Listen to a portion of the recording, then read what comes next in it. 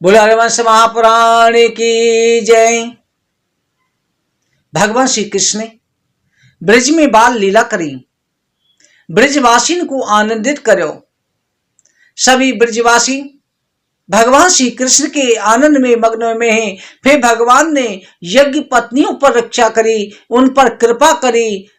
भगवान कृष्ण बलराम एक दिन जो है वन में गाय चराने के लिए गए, उनको भूख लगी। ग्वाल बाल भी उस दिन कुछ नहीं ले गए थे, जल्दी जल्दी में चले गए। भगवान श्री कृष्ण ने ग्वाल बालों से कहा, भैया तुम समय भूख लग रही है, पास में ब्राह्मण यज्ञ कर रहे हैं, उन ब्राह्मण के पास जाओ, कुछ भिक्षा मांग के आओ। ग्वाल बाल गए, जाकर क्या कृष्ण बलराम आए हुए हैं, आप उनके लिए कुछ खाने को दे दो, भूख लगी है।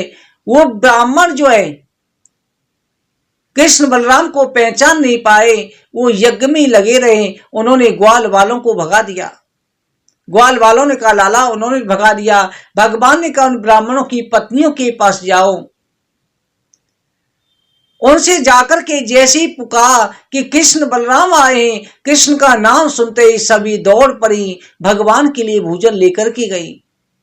एक ब्राह्मण पत्नी को उसके पति ने रोक दिया तो प्राण त्याग करके सबसे पहले कृष्ण के पास पहुंच गई। भगवान कृष्ण ने गोलोक धाम दे दिया। इसी तरह से भगवान ने ब्रजवासियों के ऊपर कृपा करी। भगवान ने नारद जी ने एक दिन आकर के कहा, भगवान आपने कैसी आज सभी राक्षसन को ब्रज में वध करो है, अब कंस के वध को समय आ गया हुए, कंस देव की वसुदेव को बहुत दुख देवे है, आपके भक्तन को सता रहे हो है। भगवान ने कहा शीघ्र मैं उसका वध करूंगा। इधर कंस ने राक्षसों के साथ में युक्ति बनाई। सभी राक्षसों ने कहा कि महाराज आप किसी भी बहाने कृष्ण बलराम को यहाँ बुला लो, हम उनको वध कर देंगे। एक ने सलाह दी आपके यहाँ पर शिव जी का धनुष है, उस यज्ञ का आयोजन किया जाए, उसी बहाने बुलाया जाए। ऋषिवर गर्गाचार्य जी से पूछा गया। गर्गाचार्य जी ने कहा ध्यान रखें, अगर धनुष कहीं भंग हो गया तो यजमान का नाश हो जाएगा। कंस ने कहा चिंता न करो, मैं उसकी रक्षा करूंगा। अक्रूर जी को भेजा कि आप कृष्ण बलराम को लेके आओ, नंद बाबा को लेके आओ। अक्रूर जी समझ तो गए। उन्होंने यदुवंशियों से कहा कि आप सब यदुवंशी विष्णुवंशी जो है भगवान कृष्ण की रक्षा, बाल कृष्ण की रक्षा के लिए, देव की वसुदेव की पुत्रों की रक्षा के लिए सज्जित रहे, क्योंकि कंस का कोई पता नहीं, ये दुष्ट है, राक्षस है, ये यदुवंशियों में राक्षस है और कृष्ण के हम विष्णुवंशी हैं। ध्यान रखें, विष्णुवंशी यादव जो थे भगवान कृष्ण के रक्षक बने, भगवान कृष्ण के सहायक थे।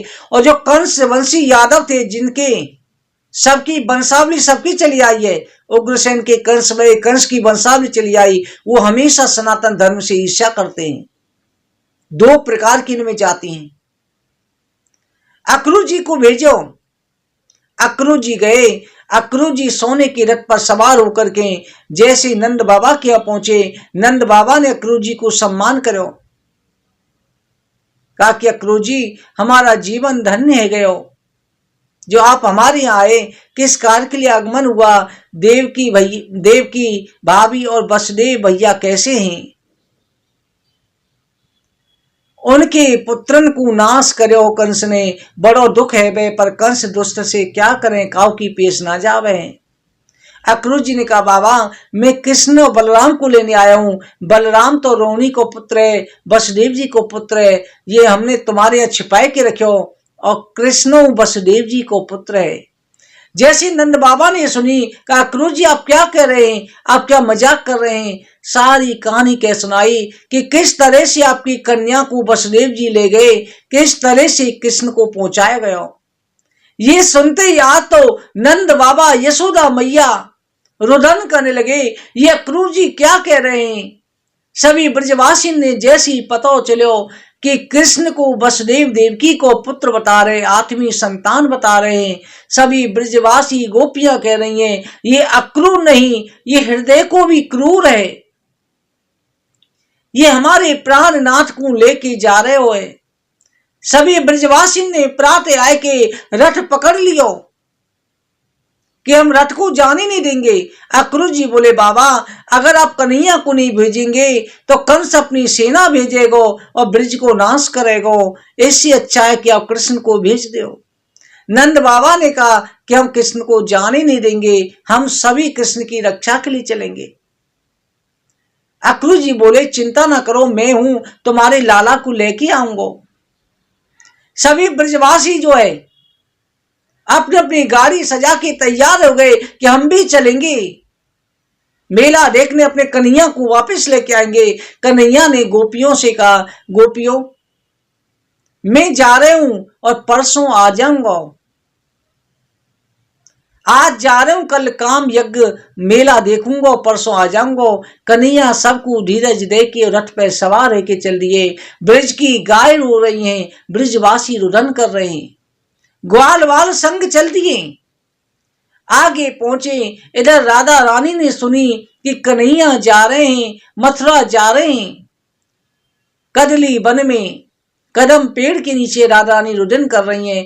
भगवान श्री कृष्ण आए, आकर के राधा रानी से कहा राधे अब हमारे जो श्राप 100 वर्ष को लगे हो बाको समय आ गए हुए, पर चिंता ना कर मैं अमावस्या की अमावस्या आऊंगो, अब हमें लीला करनी है। जिस कार्य के लिए हम गोलोक धाम से आए हैं वो कार्य पूरा करना है। गर्ग संहिता में ब्रह्मांड पुराण में कहा जाता है कि उस समय पर भगवान श्री कृष्ण का विष्णु रूप तो मथुरा के लिए प्रस्थान कर रहा, जो कृष्ण रूप है राधा रानी के साथ में निकुंजन में प्रवेश कर गए हो। राधा रानी की छाया रूपणी राधा वहां पर रही। तभी कहते हैं ना ब्रज गोपाल ब्रज ही रहे, रहे गोपियन साथ, दुष्टन की कछु कारणे बने द्वारिका नाथ। ब्रज के गोपाल तो ब्रज में ही रह गए। इधर जो है राधा रानी के पास बंसी वही छोड़ी, भगवान का कृष्ण रूप निकुंजन में प्रवेश कर गए हो। भगवान रथ पे सवार होकर आगे चले, सभी गोपी ग्वाल बाल सभी रास्ता में लेट गए। अक्रूर जी घबरा गई कि इतना प्रेम ब्रजवासी को कन्हैया के साथ में। अक्रूर जी भी भावित हो गए। भगवान ने कहा कि भैयाओ चिंता ना करो मैं जल्दी आऊंगा। भगवान ने तभी ब्रजवासी को वचन दियो ब्रजवासी वल्लभ सदा, ये मेरे जीवन प्राण, इन्हें कबहु न बिसारियो, मोय नंद बाबा की याद। हे ब्रजवासी भैयाओ तुम मेरे जीवन हो, तुम मेरे प्राण हो, तुम्हें कभी छोड़ नहीं सकता, मोय नंद बाबा की सौगंध है। सभी ब्रजवासी को संतोष देके परसों का वादा करके भगवान जो है मथुरापुरी जा रहे हैं। रास्ते में यमुना नदी पड़ी। अक्रूर जी ने कहा कि कन्हैया कृष्ण बलराम मैं अभी यमुना स्नान करके संध्या वंदन करके आ रहे हूं, तुम रथ पे ही बैठे रहना। अक्रूर जी ने यमुना जी में प्रवेश करो, जैसे ही डुबकी लगाई तो अंदर जल के अंदर देखो कि शेष नाग की सैया पर भगवान श्री कृष्ण बैठे हुए हैं। भगवान योग निद्रा में हैं। सभी देवता ऋषि मुनि भगवान की स्तुति कर रहे हैं। अक्रूर जी ने दृश्य देखो, भगवान कृष्ण की वहां स्तुति करी। भगवान कृष्ण ने कहा अक्रूर जी चिंता ना करो, मैं ही नारायण हूं, मैं ही कृष्ण हूं।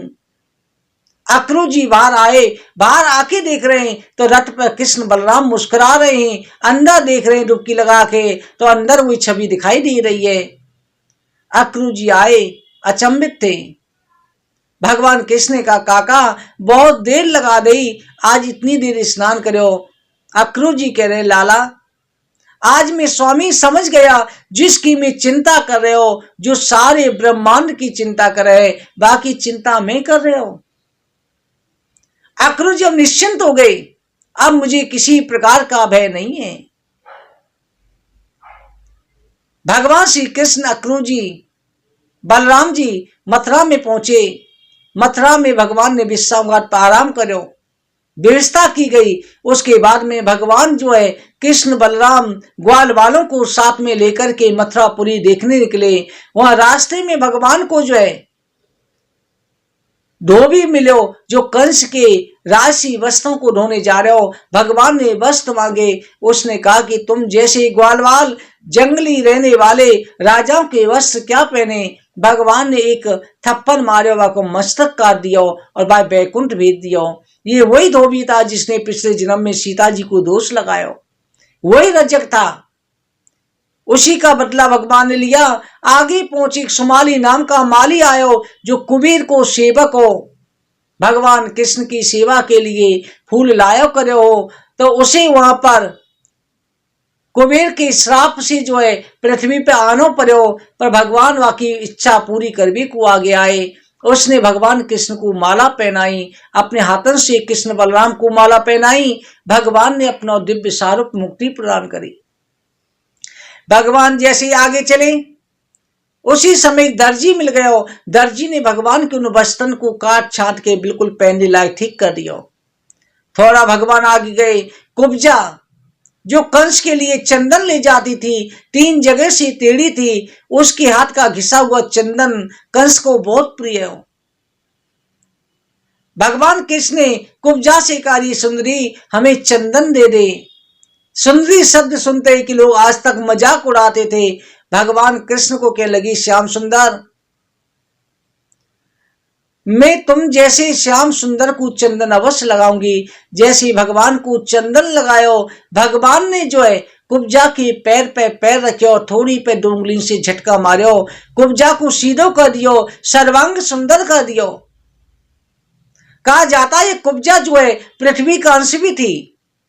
भगवान कृष्ण ने संकेत दिया कि पृथ्वी राक्षसों के बाहर से 3 जगह से टेढ़ी हो गई कि तेरे बाहर उतार भी कुएं आ गए हो, तेरो समय आ गए हो।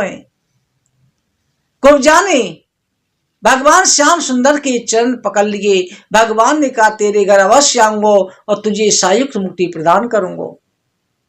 भगवान आगे पहुंचे। पूरे मथुरा वासी श्याम सुंदर को देख रहे हैं। यही देवकी वसुदेव के पुत्र हैं। ये कंस को वध करने को अवतार लियो है, तारनहार हैं। सभी मथुरा वासी बच्चे पीछे पीछे उलिए। भगवान यज्ञशाला में पहुंचे।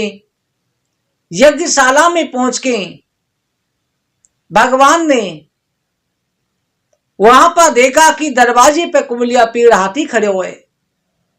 भगवान ने कुबलिया पीड़ हाथी को वध कर दिया और वध करके वहां के दांत उखाड़ लिए। धनुष यज्ञशाला में पहुंचे, वहां जाकर के धनुष भंग कर दियो, कंस के सेवकन को नाश कर दियो। शिव धनुष जैसे ही भंग हुआ, उसकी आवाज त्रिलोक में फैल गई, क्योंकि शिव जी के 2 धनुष थे। एक शिव धनुष को जो है राम रूप में खंडित करो, एक शिव रूप कृष्ण रूप में भंग करके कंस के वध को संकेत दे दियो। कंस की सेना को नाश करो और भगवान वापस जो अपने विश्राम गृह में आ गए।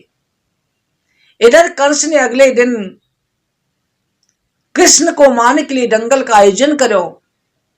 कल की उस कथा का चारों मुस्तक सल तोसल जो पहलवान थे, राक्षस पहलवान, उनके वध की कथा होगी। आगे की वध कथा वसुदेव देवकी का कारागार से मुक्ति की कथा का वर्णन करेंगे। बोलो हरवंश महापुराण की जय।